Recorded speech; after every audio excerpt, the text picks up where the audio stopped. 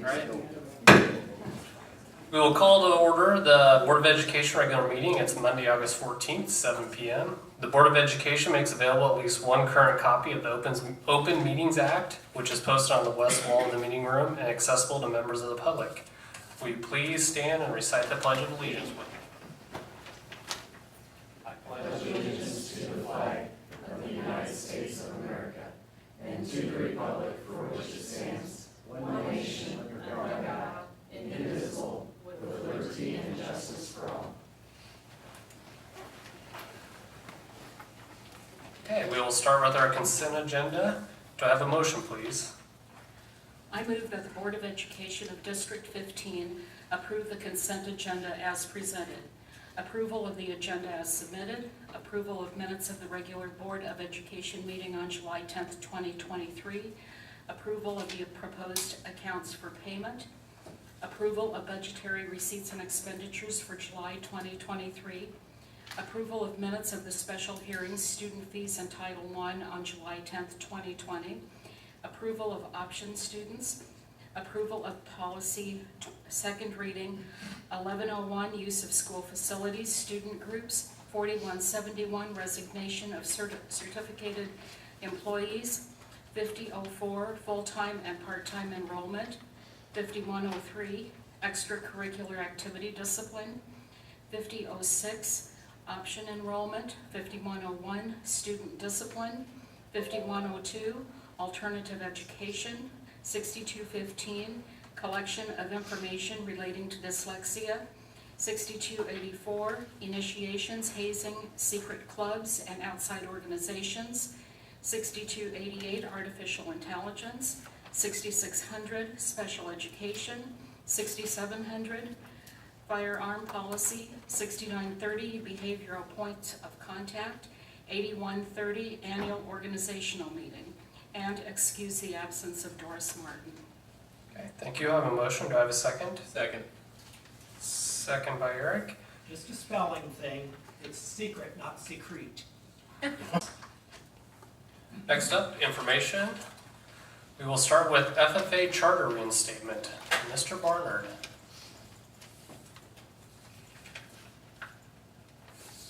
Where I can stand so my back isn't to some of you, but Close enough to the mic. right here? Yep. Okay. Well, first of all, thank you for your time, and thank you for the picture, and thank you for the media for being here and all the positive things that we've got going in the community, so I appreciate that. Tonight is a very special night, and I'm excited about it, and very proud to be part of Beatrice Public Schools. This charter is almost 100 years old. It was organized in 1928, the first chapter, FFA chapter in the state of Nebraska. And when you look at the names on there, you're going to see Zimmermans and Epps and Claussens and Reimers, and I got to believe some of you are sure tell relation to some of these people, old Gage County names. And so, you know, it's with a great deal of pride that we get this here charter back. And I don't know if I'm going to put it in the classroom, it could be out here in the hall. I'm so proud of it, I take it home and put it in my office. That'll fly.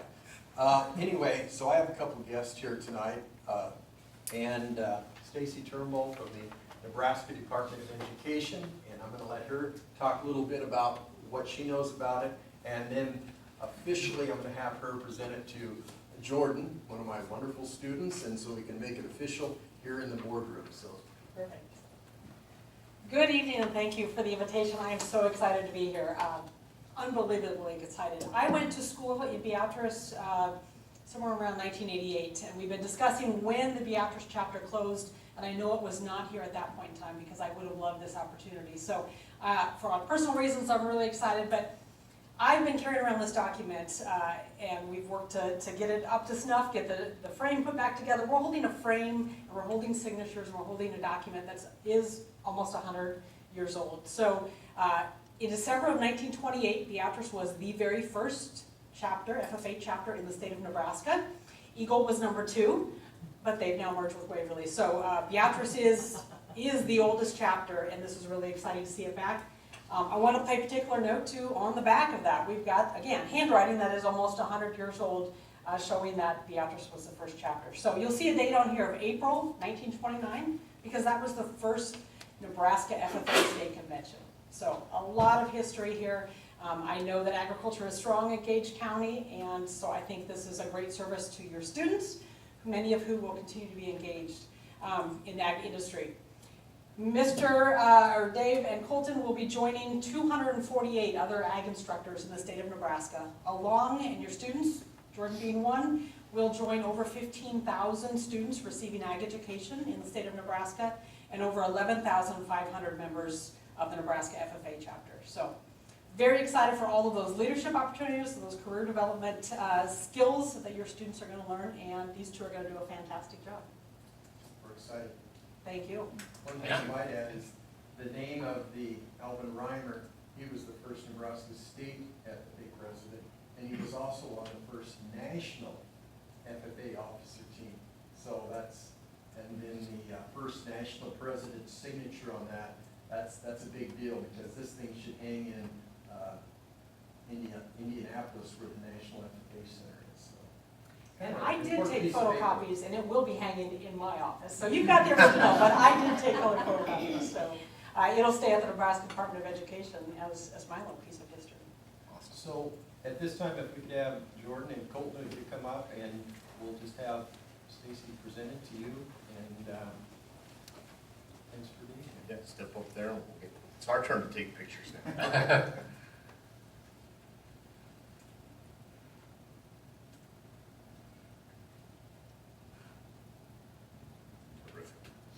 Any quick questions? No, this is exciting news, to see you guys see the chapter get started back here in Beatrice. I grew up where I grew up. I was in FFA, went to the University of Ag Business, participated in FFA, went to national conventions, and actually back then it was Louisville versus Indianapolis and state convention. Yeah, I think we went to Louisville, maybe Kansas City too, but spent a lot of time in Lincoln at the the state convention, so learned a lot through FFA, and it's an exciting time. I'm glad to see it come back to Beatrice. You've got two instructors that have been really easy to work with, feature instructor and instructor that have been easy to work with, really strong at trying to already seek out those grants and those ways to really engage their students. So as administrators, I've enjoyed working with both of you. Please don't hesitate to continue reaching out. This is tremendously exciting to me from the standpoint that so many people think ag education and FFA are about corn and beans and cattle and sheep and pigs and so on and so forth. But the reality is ag education and FFA is so much more about teaching youth leadership skills, collaboration skills, how to work with their neighbor, how to be a neighbor. And Parliamentary procedure. Parliamentary procedure that we use tonight. Jordan's going to learn all about that. So there are so many important skills that are taught through ag education, and I'm just terrifically excited about this. So thank you, Stacy, for being here. Mr. Husa, thank you. Mr. Barnard, thank you. And Jordan, thanks for being part of bringing this back, because ultimately it was about having enough kids that would be involved and excited about it, and you're part of that. And so we are excited that you get to lead the way. Thank you, guys. Thank you. Thank you.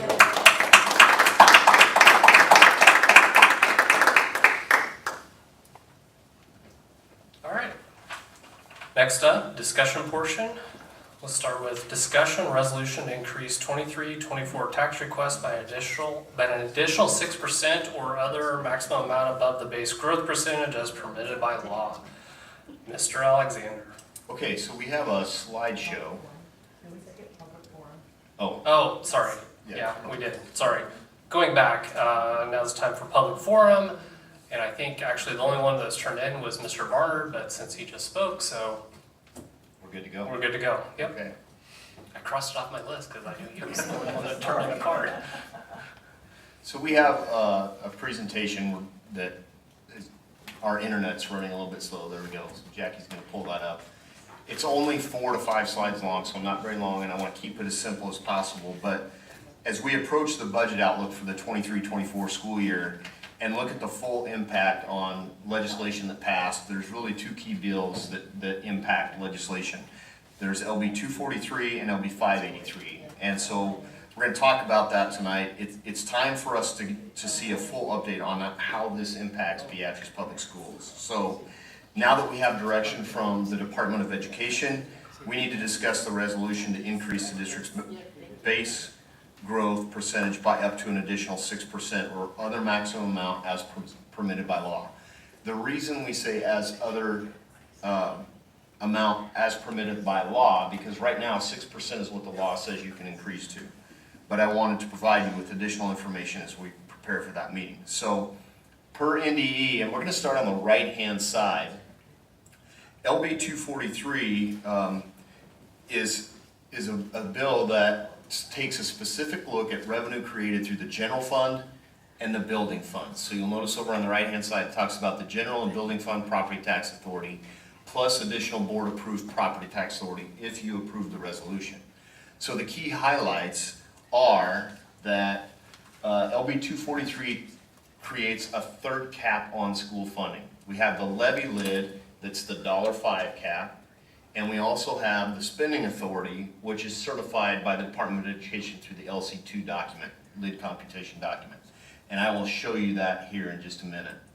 So those are the key highlights. The other thing that I want to make note of is that it's Senator Breezy that wrote this bill, called a soft revenue cap by Senator Breezy. And what that means is the board has the option to elect or vote to exceed that 3% cap up to 6% if they want to. So that's why it's called a soft revenue cap. It restricts a district's access to additional revenue to 3%. LB 243 allows the school boards, depending on size of school, to vote on additional percentage as permitted by law. So on the left-hand side, the little blue box, you can see how they broke out those percentages depending on what your average daily membership is. So the board approval for additional percentage. If your average daily membership is 471 or less, you can access up to 7%. 3,044 to 472, 6%. That's the category that Beatrice falls into. 10,000 to 3,045, 5%, and average daily membership 10,001 plus 4%. So you can see that we fit into that second category. Our average daily membership is between 3,044 and 472. So we can vote to access up to 6% of additional authority. It requires 70% of board approval. So that means 5 of 7 for our Board of Education, or 70% or however many are in attendance that night, and publication 1 week prior to the meeting. So we'll be looking at, in a week's time, making sure we meet the advertising deadline, and also having that in before the committee of the whole meeting. And Jason, just to clarify, that does not mean that we have the authority to increase our levy of the $5 over an additional 6%. Correct. Yep. So as we look at the next slide, it's important that we start to forecast in the future as we prepare for 23-24, and that's one of the points that Eric hit on is one of the ones we want to make clear and understand. So the NDE, per NDE 23-24 and 24-25 in the new budget biennium, school districts have relatively clear direction on foundation aid. It's $1,500 per student. For Beatrice Public Schools this year, that equated to an increase in state funding of $5,626 additional dollars for BPS. So it's the first time in a few years we've seen an increase in state aid as compared to a decrease. In school year 25-26, and this is the important part, foundation aid is then reduced to $900 per student, or $600 less per student per district, and that's across the state. So essentially, for the next 2 years, we know what's going to happen. Year 25-26, we know what's going to happen in regards to the state, the foundation aid, and what the state's going to fund, but we don't know what's going to happen to a lot of other things that impact this. The ultimate factor is that With that reduction, Beatrice will likely lose state funding. And while the funding package by Governor Pillen is nice for the next 2 years, there's a mountain of uncertainty when we get out to 25-26. It's questionable if the state can sustain the increased funding of this package. As you know, the state is also creating the Education Trust Fund. We don't know if that will completely get funded or not. As of even this year in the legislature, they were starting to pull the amounts of money out of there to put into other places that they had initially intended for. So there's uncertainty there. The Education Future Fund and LB 583 is 80% of SPED reimbursement. So that's the other bill, 583, that increased SPED reimbursement from 48% to 80%. That's a tremendous help for Beatrice Public Schools. But will it stay there once the state starts spending this money and funding the package the way it's supposed to, plus all the other commitments they have? If the state can't sustain the funding, there's only one place for BPS to make up what's reduced. So in the past, as you've seen, as valuations went up, there's only one, and state aid went down, there's only one place we can collect that, and that's from taxes. Historically, and history repeats itself, funding education is the first thing on the chopping block to be reduced at the state level when there's a shortfall in state revenue. So all the plans that Governor Pillen has set into motion and the legislature tremendously appreciate what they've done. But the uncertainty of 25, 26, and the years beyond that are the reason why we need to take advantage of this additional 6% right now. So as we look at why should you as a Board of Education approve access to the additional 6%, there's 8 good reasons up there. First of all, the uncertainty that I've already talked about. But one of the main ones is if we don't ask for the additional 40, we could lose it. We could lose it over time. There's no timeline attached to LB 243. So it could stop after this year. This could be a one-time opportunity to vote that in, and then it could be taken away in the next legislative session. This protects the base growth in the formula for BPS because it gets added to your base growth in future years. It's a lot like budget authority. If you don't use your budget authority, you lose it moving forward. Same principle applies here, but it's to your base growth portion of the TOSA formula. Without the additional authority, you tie the hands of additional future BPS board members meeting the needs of the district. We have no idea in year 26, 27 what the changes in our student enrollment will look like, what the demographics of our community will look like.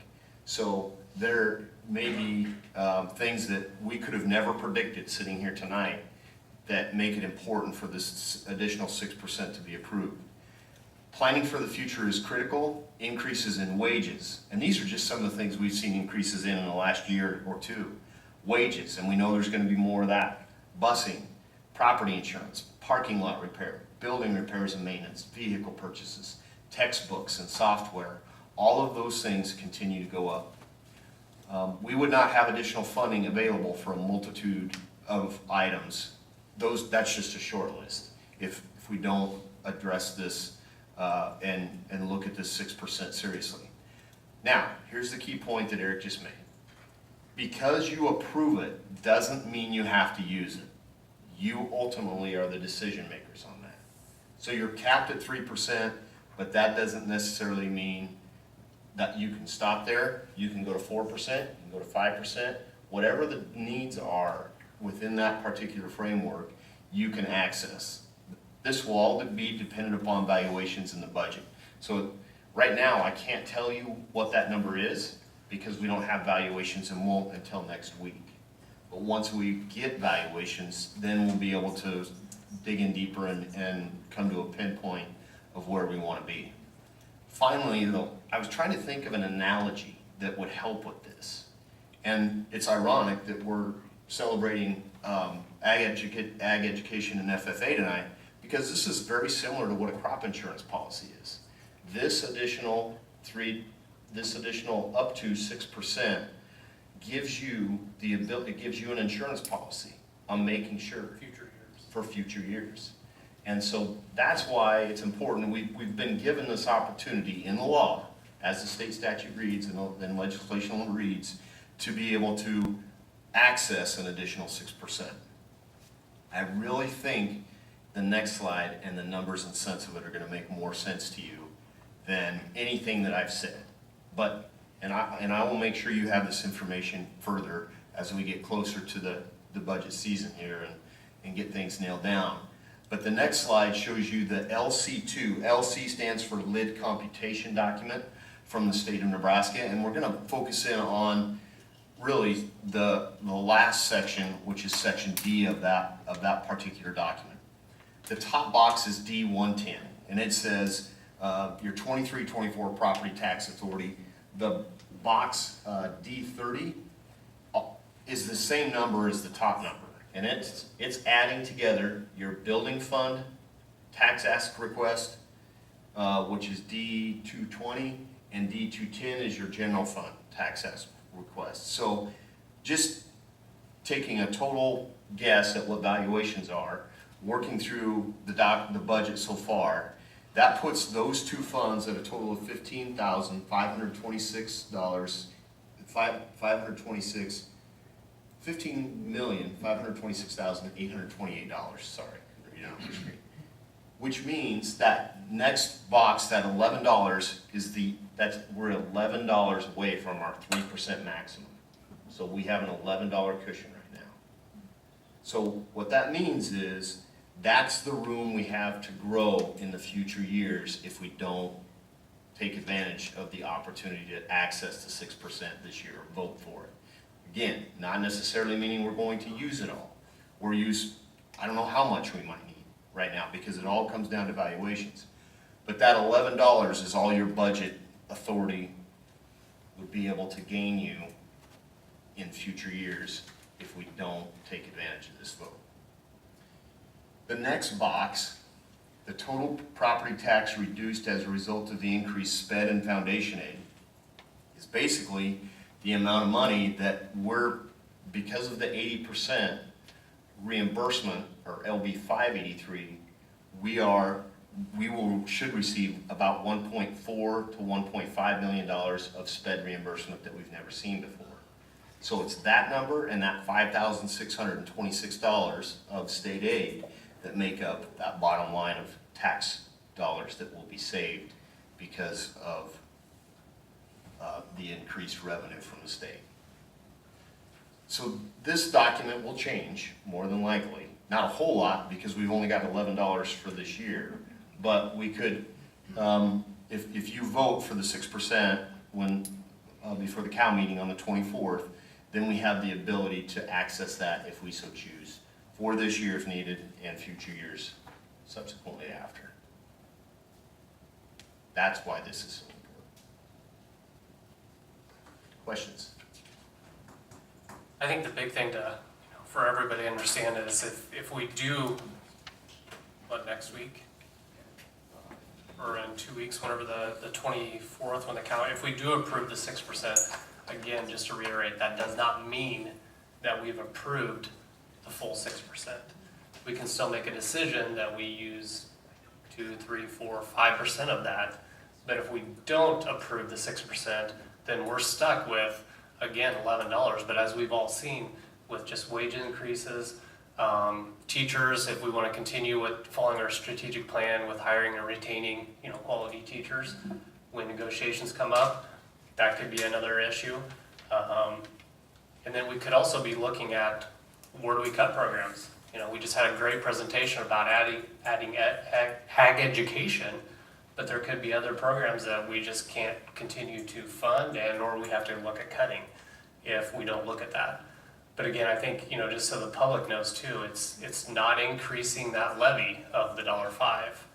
It's basically it's taking advantage of the increased valuations on property taxes. And again, when I receive valuations, and I'm anticipating that beginning of next week, then we'll be able to pinpoint more exactly where we're at and see what that percentage is right now. But for right now, we're $11 away. So I just use that as a guessing point to get us started and explain this. And we could even see evaluations, which I think we all know have gone up significantly, that even our $1.05 levy may not be the full amount that we actually need of that. So I think that's important to see too. And from what I understand is valuations, even though the increases this year, we'll continue to see those going up, that they haven't caught up yet.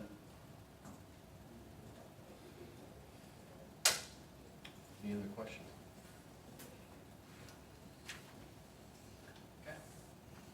Okay. Next up, Masonic Cornerstone in the new elementary building. Mr. Alexander.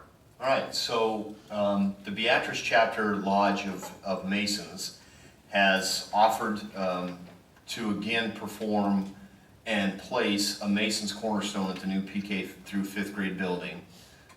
This is a ceremony that included is the Masonic ceremony or laying the cornerstone at any federal, state, county, or city buildings, as well as buildings erected for religious, educational, charitable purposes, or any public buildings that are built. The Masons offer to provide the stone and the ceremony. So this is kind of a neat ceremony that they do. Buildings that are erected basically for public use with significant ties to masonry is the reason why the Masons do it. So it's kind of neat. This was approved for the new high school when it was built. I think 22 years ago is where we're at now. And the Mason's Cornerstone is on the left-hand side of the staircase. So as you are walking in down the main entry, the stairways go up to your right, or if you walk around and walk into the gym, you can see the Mason stone right there in the wall right next to it. So we've planned the location, working with architects and Houseman Construction as to where we think the best location for it is. So this is at the north entry, just to the left of the display case as you walk in the main commons area. So the other north doors, kind of to the left of that picture, you can see the north entry doors, and then the other doors right there are the gym, into the gym. So that would be a nice public location for people to see that. So we just wanted to talk you through that tonight. That's kind of where we've looked at putting it right now. Thought that was the best location, working with everyone, but we'll be asking for your approval of that in September. So it's on the record. Okay. Any questions? Thank you. Next up, action portion of the meeting. We will start with approval of the contract with Nebraska Mental Health. Do I have a motion, please? I move that the Board of Education of District 15 approve the contract with Nebraska Mental Health for the 2023-24 school year. Okay, I have a motion. Do I have a second? Second. Second by Lisa. Mrs. Hoekstra. Well, there you are. So basically, it's a similar contract to last year. We contract 20 hours of school psychology time from Nebraska Mental Health, and then 20 hours of mental health therapy for special ed students. So we've been doing that for several years, so we're just planning on continuing that this year. Okay. Any other comments, questions? Seeing none, can I have your votes, please? And motion passes.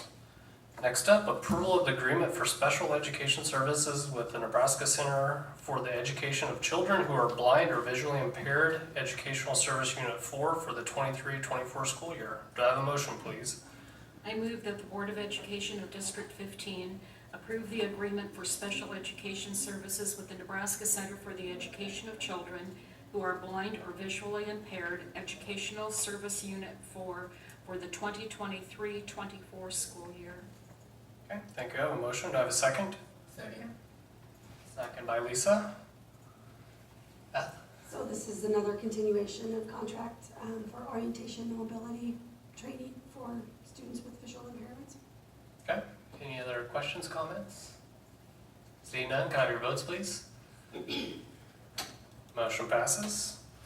Next, approval of the special education contract with ESU 5 for the 23-24 school year. Do I have a motion, please? I move that the Board of Education of District 15 approve the special education contract with ESU 5 for the 2023-24 school year. Do I have a second? Second. Second by Eric. Any other comments? Very similar contract to last year with ESU 5, some vision services, deaf ed, physical therapy, and then mental health therapy as well. Okay. Any other questions from the board? Seeing none, can I have your votes, please? And motion passes.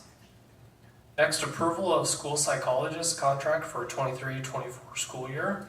Do I have a motion, please?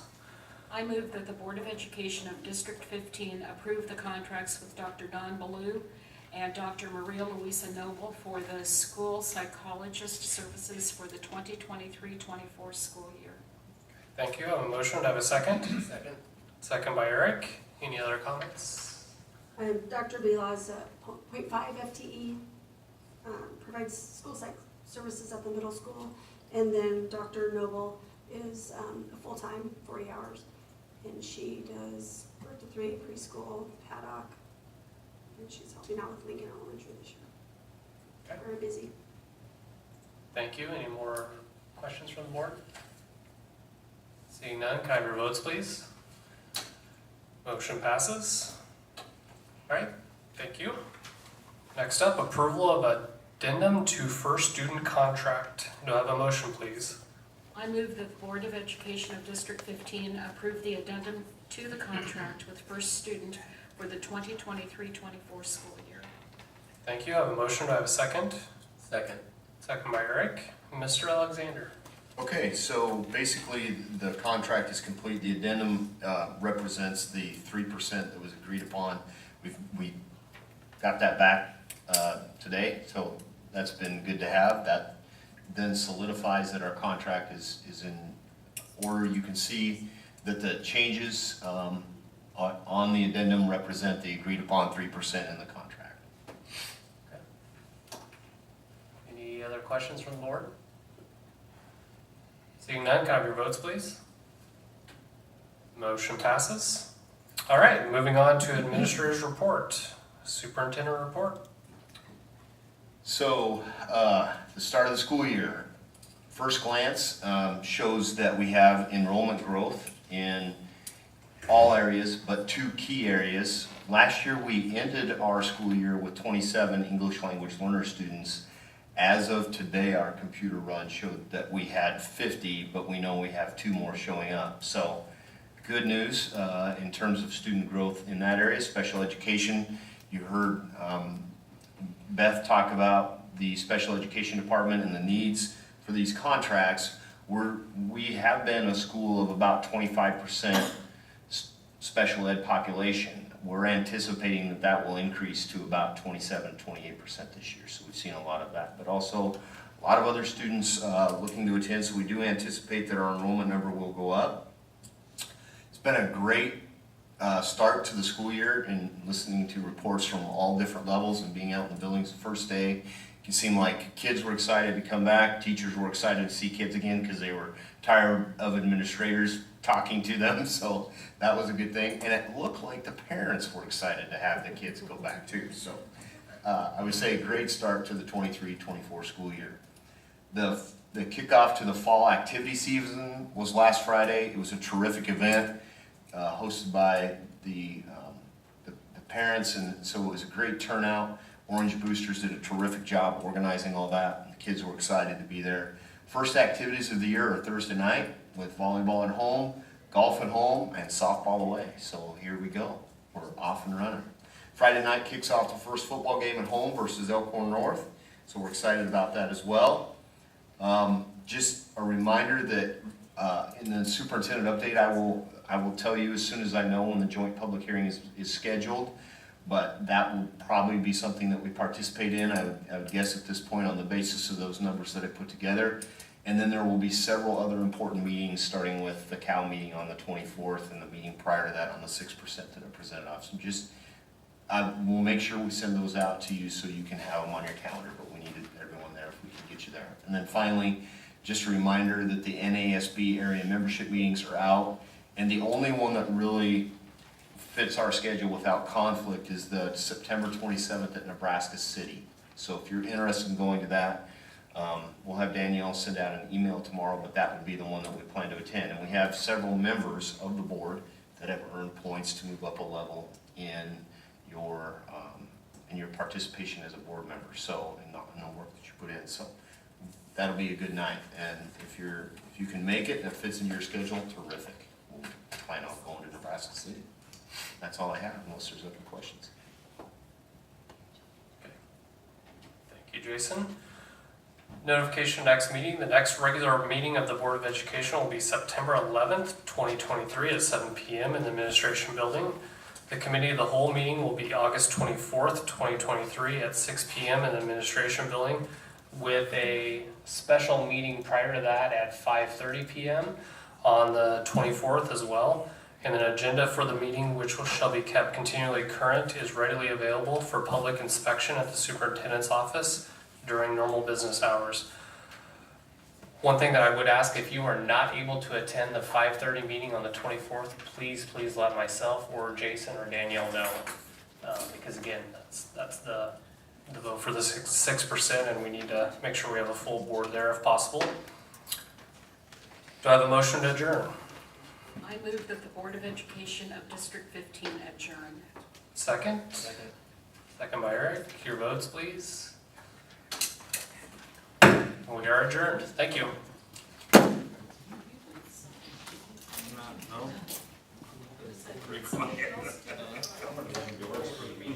Jackie, you go finish, right? You don't want to keep.